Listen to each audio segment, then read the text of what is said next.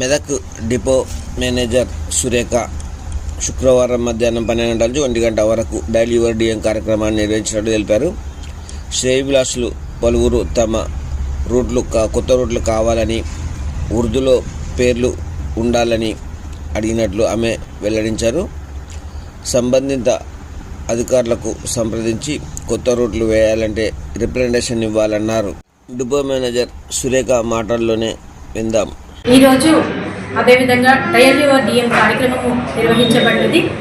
ఇందులో మనకి చుట్టుపక్కల గ్రామాల నుండి చాలామంది మా శ్రేయోభిలాషులు మాకు ఫోన్ చేసినందుకు వారికి అందరికీ కూడా ఈ సందర్భంగా నేను ధన్యవాదాలు తెలియజేస్తున్నాను. సో ఈ సందర్భంగా వారు అడిగినటువంటి సమస్యలు మరియు వారు ఇచ్చిన సలహాలు ఏవైతే ఉన్నాయో మేము పాటించి సమస్యల్ని మేము అన్నీ కూడా తీర్చేటట్టుగా ప్రయత్నం చేస్తాము. కొన్ని కొత్త బస్సులు అడిగారు, కొత్త రూట్లు కూడా అడిగారు.